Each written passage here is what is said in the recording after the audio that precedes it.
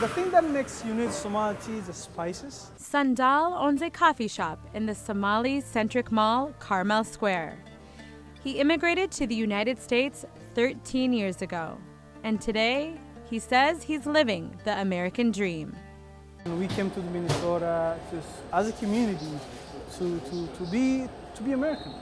Minnesota is home to 70,000 Somalis, the largest Somali population in the U.S. After the Civil War erupted in the early 90s, many fled their country seeking political asylum in America, where Minnesota became their very own little Mogadishu. But not everyone in the Minnesota Somali community is living the American dream.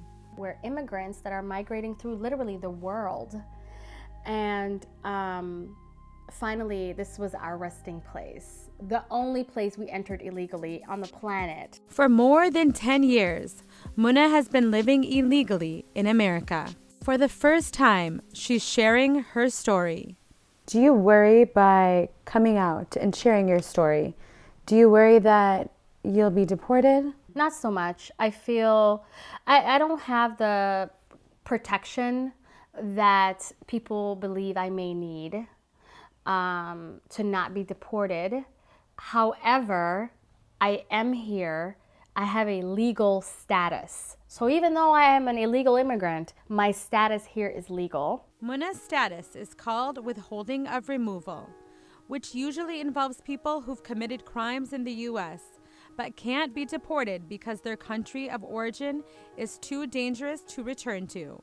If the country condition is going to change in her country, this protection disappears. So she is not really granted forever.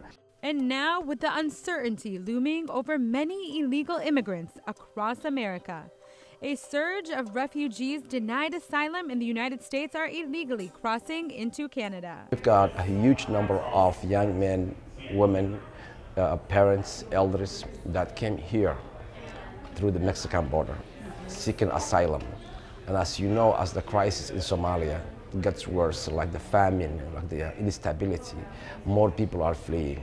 So those people who came here after staying in a detention for months were very afraid to be deported back. So that's how they started to cross to Canada. Has it ever crossed your mind to go back to Canada? It has crossed my mind before, but not as an illegal. Yeah, I would never want to be illegal anywhere else on the planet ever again. Today, Muna says life is more promising after sharing the secret that wreaked havoc on her and her family for too many years. She plans to continue sharing her story in hopes of reshaping the immigration system in order to create a path to citizenship. What's life like today for you? Nothing has changed except my outlook. My status is still the same. And now that I see that there are others in my situation and they're actually fighting, I'm happier because I have hope that it will change.